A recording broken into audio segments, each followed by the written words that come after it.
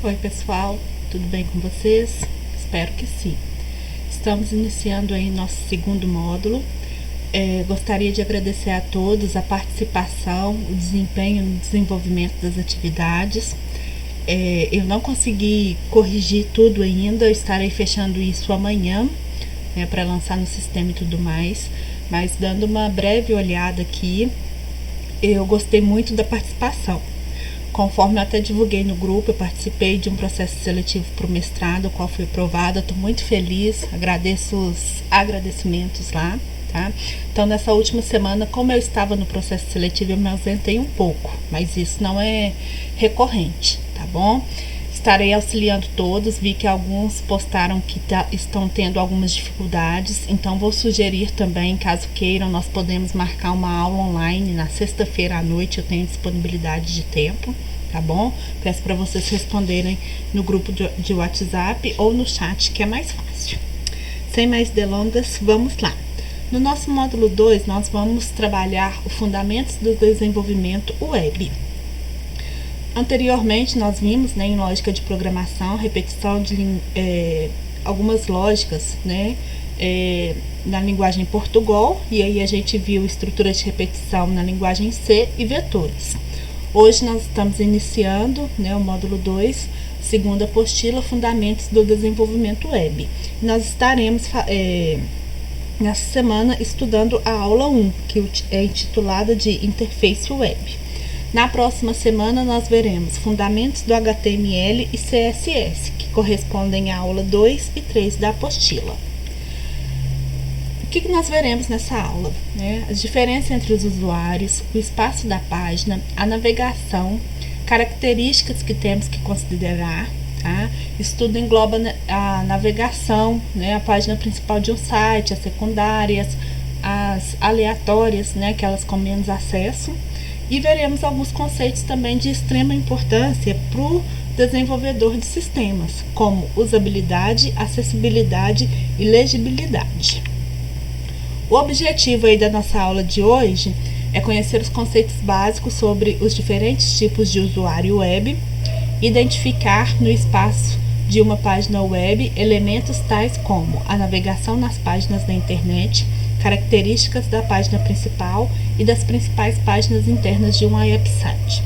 Peço desculpa pelo latido do cachorro, estou gravando a aula de madrugada, mas até um avião que passa no céu, o abençoado, tem que latir, tá? Compreender os conceitos de usabilidade, acessibilidade, legibilidade aplicados ao desenvolvimento de um website, conhecer os conceitos para utilização de fontes e cores em websites, e como fazem parte da interface web informações gráficas, textuais e auditivas apresentadas ao usuário quando acessa uma página. Seu desenvolvimento ocorre conforme os requisitos levantados durante a execução de um projeto. Então, o cliente em si, quando a gente vai desenvolver um site, um sistema, ele não tem que conhecer esses termos, mas nós temos que tentar explicar para ele de uma forma clara, o que ele quer dentro do seu sistema ou dentro do seu site. Tá? Diferenças entre os usuários. Eu costumo falar aqui, fazendo um paralelo. Meus avós, se estivessem vivos, provavelmente não teriam conhecimento nenhum com tecnologia. O meu pai adora o WhatsApp, adora o telefone, mas não usa, por exemplo, internet bank. Ele acha que não é seguro. Eu, devido à comodidade, já nasci nessa geração em internet, eu uso para tudo. Meu telefone é minha vida. E aí temos a próxima geração, que é igual a geração da minha filha, eu falo que é a geração dedinho. Eles já nasceram com o dedo na tecla do celular. Então, o avanço da tecnologia, permitiu, se a gente pegar aí há 30 anos atrás, um computador era extremamente caro e tinha poucos recursos, como memória, HD e etc., processamento. Hoje, praticamente, a gente tem um computador nas mãos, que se chama smartphone. Tá? E tudo isso, tem as configurações que podem afetar a visualização e a interface web. O nosso computador, por exemplo, né, tem o tamanho e a resolução da página, que geralmente a gente configura lá no menu inicial, né? Se a gente clicar com o mouse com o botão direito, a gente vê a resolução da tela, né? Então, a resolução influencia diretamente no resultado final, né, do sistema ou do site, tá? O espaço do browsing na página, né? Hoje a gente usa-se poucos navegadores, né? E a gente tem a questão aí do site responsive, né? Mas há um tempo atrás, não muito tempo, há 10 anos atrás, se a gente ia desenvolver um site, a gente tinha que desenvolver um código, né, para o Mozilla Firefox, um código para o Internet Explorer, um código para o Google Chrome, tá? Os navegadores, né, que eu já acabei entrando aí, né, com questão a isso, e a velocidade de conexão, né, e o tamanho do arquivo da página. Porque o que acontece? Em grandes centros urbanos, geralmente a velocidade de conexão é boa. Então, né, por exemplo, um website, eu vi em Belo Horizonte aqui, Boatbus, depois se alguém tiver interesse pode dar uma pesquisada, né? É um site super bacana, só que ele é pesado. Para mim aqui, com a minha conexão bacana, ele abre. Mas de repente, se nós temos um aluno que mora no interior e é uma conexão via rádio, né, uma conexão de escada, então a gente tem que tentar fazer uma página em resolução menor, né, mas com qualidade, para abrir também e não ficar travando, tá? O espaço da página, né, geralmente o leitor ele faz o que, né? Ele entra na página, visualiza o título, né, dá uma navegada aqui vendo o que tem de interessante, vai no final, né, volta lá e pronto. Interessou ele fica, se não interessou ele já sai, né? Ou tem esse outro formato aqui que a gente fala que é formato F, né, que é aquele leitor que entrou, viu o título, dá uma descidinha aqui assim, né, chega lá no final, não encontrou nada, vem aqui e sai do site. Aqui, gente, eu tô falando bem resumidamente, porque eu tô tentando no máximo, né, gravar aí uma aula de 20 minutos. E são conceitos importantes, então eu vou pedir que vocês, por gentileza, leiam a apostila. Na navegação, né, isso é muito comum quando a gente está fazendo pesquisa. Eu até coloquei a página da internet aqui, né? A gente tem a setinha que vai para frente, volta e atualiza, né? Onde estou, onde estive, onde posso ir, né? Onde que eu tô, para onde que eu vou, o que eu tô fazendo aqui, né? E é muito comum, principalmente nós estudantes, né? Quando tá fazendo aquela pesquisa, então a gente perde, né? Aquela informação que eu queria, né? Tudo bem que hoje em dia a maioria sabe usar o histórico, né, de navegação, mas não são todos. Então isso é muito importante, né? E até a questão, né, alguns sites não têm o Fale Conosco, o telefone, né?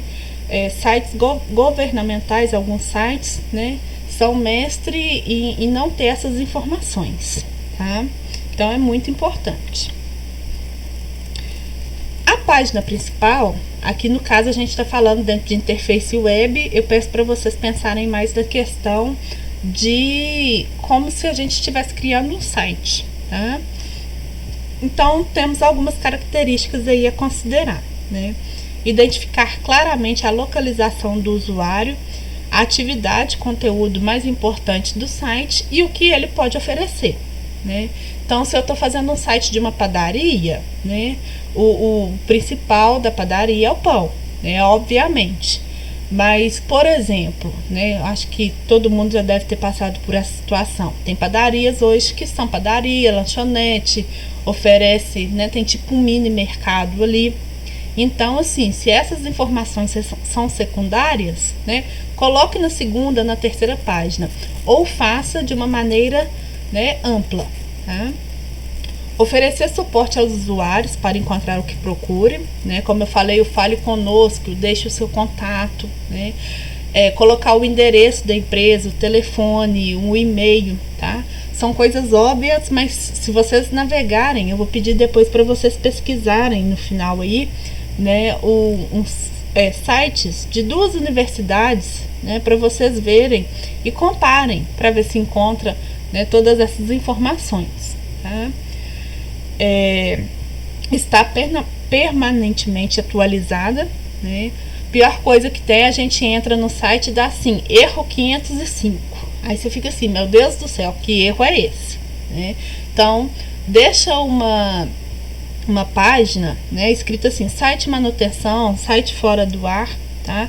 Tomem muito cuidado, para quê? Às vezes a gente compra um domínio e, né, coloca lá em desenvolvimento e aquilo fica ali anos, né? Passa uma má impressão para a empresa também. Então tenha meta e desenvolva, né, seu projeto. Marcar a localização do usuário em relação às outras páginas e guiar seus percursos. Ter mais área para navegação do que para conteúdo, né? Aqueles sites que a gente entra que tem aquele texto interminável na primeira página, a gente desiste de ler, né? Informar os assuntos de maneira concisa e direta, tá? Às vezes a gente lê e não encontra o que procurava, né? Ser dividido em diferentes seções, né, ou menus, tá? E ter uma seção ou menu com links para as áreas mais acessadas para os usuários, se conveniente, tá? De repente é um site simples também, a gente consegue colocar todas as informações numa página, tá? Essa questão de menu, né? A gente usa muito menu horizontal, tá? E um tempo atrás a gente usava muito o menu na vertical, no canto esquerdo aqui assim da tela. Então fica, né, o pedido do cliente, mas às vezes também o cliente pede uma coisa pra gente que é meio impossível. Então a gente tem que conhecer um pouquinho aí para poder, né, contra-argumentar com o cliente, tá? A usabilidade, né, eu adoro falar de usabilidade, coloquei aí até algumas gravuras, né?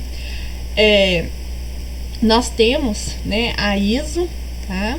E aí tem até a regulamentação 9841 de 2011, /11, né, de 1998, tá?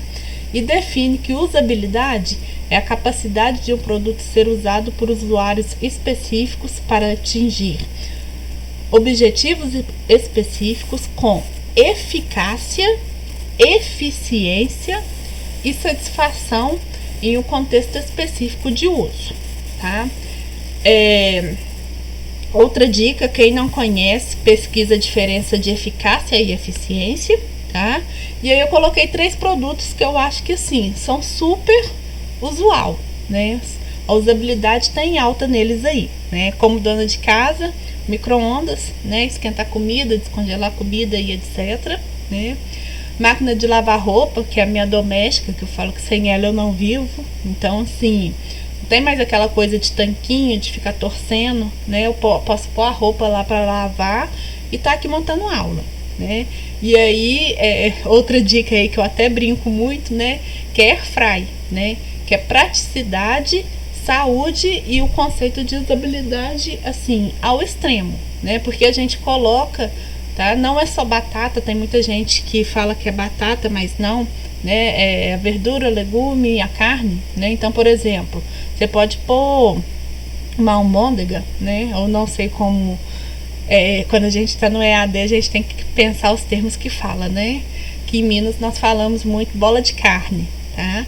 Uma bolinha de carne com a batatinha frita, 15 minutos, né? Vai tomar o banho. Quando a gente sai do banho, né, a almôndega tá pronta com a batata frita, tá? E aí, quais que são os contextos, né? Os conceitos, tá? Da ISO, né? É o usuário, né? O usuário saber manusear, tá? Aqui no caso eu pus equipamentos, mas aí no caso vocês têm que pensar no sistema, tá? O contexto de uso, né? Eu não posso usar air fry para secar minha roupa, por exemplo, tá? Eficácia e eficiência, né? Aqui, por exemplo, qual que é mais eficiente, né? Eu fazer a carne congelada no micro-ondas ou na air fry, né? E a satisfação do cliente, tá? Satisfação, por exemplo, né? Eu comprei air fry, gostei, contei para vocês minha experiência, né? Então, minha satisfação em adquirir um produto, tá? No caso de vocês, né, desenvolvendo um sistema, né, o próprio cliente que contratou vocês vai indicar, né, e vai fluir, né, vir a conquistar mais clientes, tá? Acessibilidade, Na interface web, né, a gente pensa muito no usuário comum, né, como eu falei aí, né, a gente pensa dos pais, nós e os filhos, né? Mas e os idosos, né? Uma leitura maior, né, o escrito aqui, né, a fonte maior, tá?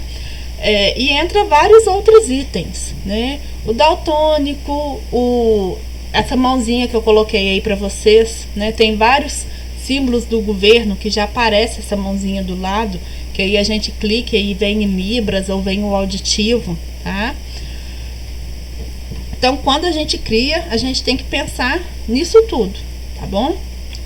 A legibilidade, né? A definição na apostila, né, é a facilidade com que o leitor consegue discernir uma fonte numa página e baseia-se na relação da forma com o fundo na capacidade de distinguir letras entre si.